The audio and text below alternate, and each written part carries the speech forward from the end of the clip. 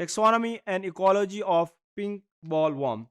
Pink bollworm भी cotton का एक सीरियस पेस्ट है। जैसे हमने अमेरिकन बॉलवर्म की बात की, इसी तरीके से पिंक बॉलवर्म भी जो कॉटन प्लांट्स हैं उनका जो बॉल है उसके ऊपर अटैक करते हैं। इसकी अगर हम टेक्सोनॉमी की बात करें तो आर्थ्रोपोडा फाइलम से बिलोंग करते हैं, क्लास इंसेक्टा है इनकी, ऑर्डर लेपिडोप्टरा, फैमिली इनकी डॉक्ट्रॉइडी, और इनकी जो जीनस है Pectinophora gossypiella. Pink bollworm prefer areas where cotton and okra are being produced. क्योंकि जैसे हमने अमेरिकन बॉलवर्म की बात की, पिंक बॉलवर्म भी ओकरा क्रॉप के ऊपर बहुत ज्यादा अटैक करते हैं।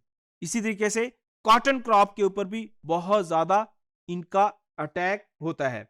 इनका जो बेसिकली ओरिजिन है वो ईस्टर्न इंडिया है, लेकिन ये तमाम दुनिया के अंदर ऑल ओवर द वर्ल्ड पाए जाते हैं। इस स्लाइड के अंदर इसके लार्वी और इसके जो मॉथ है उसकी पिक्चर को दिखाया गया है।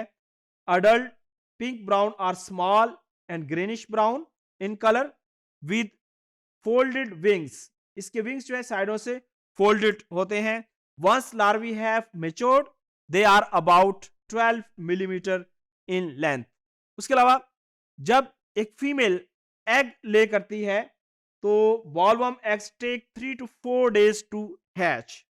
यहाँ पे ये फीमेल ने एग ले किया, तकरीबन 3 से 4 दिन के बाद इनकी हैचिंग हो जाती है और इससे लार्वल स्टेज बन जाती है। The freshly hatch pink bollworm larvae are white with brown heads turning pink in the fourth instar. यानी शुरू शुरू के अंदर ये व्हाइटिश कलर के होते हैं, लेकिन जैसे जैसे ये सेकंड थर्ड इंस्टार से गुजरते हैं, जब ये 4 इंस्टार तक पहुंचते हैं तो इनका कलर पिंक हो जाता है। इसी वजह से इसको पिंक बॉल वर्म कहा जाता है। उसके अलावा इनका जो लार्वी है वो कॉटन प्लांट्स के अंदर जो है बोर करता है और उनके सीड्स के ऊपर फीड करता है। यहाँ पे अगर हम देखें तो इसकी जो लार्वल स्टेजेस हैं ये तकरीबन 12 to 15 डेज के बाद ये प्यूपी के अंदर कन्वर्ट हो जाती हैं और अल्टीमेटली ये जो प्यूपी है ये अडल्ट के अंदर कन्वर्ट हो जाता है। ये जो प्लांट्स हैं, ये जो इंसेक्ट्स हैं, ये कॉटन क्रॉप को बुरी तरीके से मुतासर करते हैं। अब अमेरिकन बॉलवर्म के बारे में हमने देखा था कि उसके अंदर जो लार्वी था वो शुरू शुरू के अंदर यंग लीव्स के ऊपर फीड करता है, उसके बाद बॉल के अंदर एक बोर बनाता है और उसके ऊपर फीड करता रहता है, लेकिन वो अपना कुछ हिस्सा बोर के बाहर यानी बॉल के बाहर रखता है जो कि हैंगिंग फॉर्म के अंदर है। लेकिन यहां पे क्या है, यहां पे जो पिंक बॉल वॉर्म है ये जो बॉल है उसके अंदर चला जाता है और बॉल के अंदर जो सीड्स हैं उसको बुरी तरीके से डैमेज करता है। ये देखा गया है कि ऐसे बॉल जिसके ऊपर बॉल वर्म का अटैक हो, उसके सुराख हो, मार्केट के अंदर उसका जो रेट है इंतहाई कम लगता है। तो ये काफी नुकसान पहुंचाते हैं कॉटन क्रॉप को।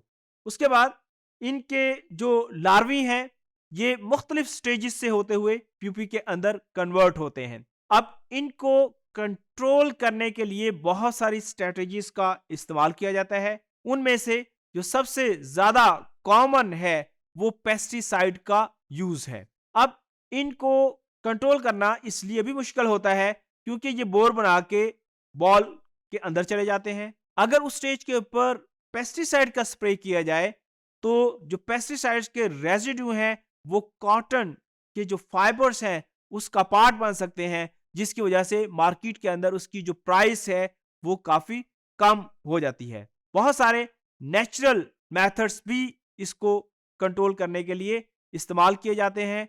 फील्ड के अंदर बीटल्स इस्तेमाल की जाती हैं, लेकिन क्योंकि Beatles although they are natural animals but they are susceptible to the pesticide, क्योंकि कॉटन फील्ड के अंदर आमतौर पर जो इंसेक्टिसाइड का स्प्रे है बहुत ज्यादा किया जाता है, इस वजह से वहां पे नेचुरल प्रीडेटर्स की पॉपुलेशन भी बहुत कम होती है। तो नेचुरल प्रीडेटर्स की पॉपुलेशन को बढ़ाने के लिए ये जरूरी है कि ऐसे पेस्टिसाइड्स की सिलेक्शन की जाए जो नेचुरल प्रीडेटर्स के लिए कम से कम नुकसान दे हों। उसके अलावा जब फील्ड के अंदर स्प्रे किया जाए तो उस वक्त क्योंकि फील्ड के अंदर डिस्टरबेंस होती है, उस डिस्टरबेंस की वजह से नेचुरल प्रीडेटर्स मूव करके दूसरी अतराफ के अंदर चले जाते हैं। उनको हाइडिंग प्लेसेस प्रोवाइड करनी चाहिए ताकि वो इस डिस्टर्ब पीरियड के अंदर अपने आप को इन हाइडिंग प्लेसेस के ऊपर छुपा के रखें, और जैसे ही पेस्टिसाइड का इफेक्ट कम होना शुरू हो तो यह आहिस्ता आहिस्ता दोबारा से अपनी पॉपुलेशन को फील्ड के अंदर बढ़ाएं और अपना जो नेचुरल कंट्रोल है उसके जरिए क्रॉप के ऊपर जो पेस्ट का अटैक है उसको मिनिमाइज करें।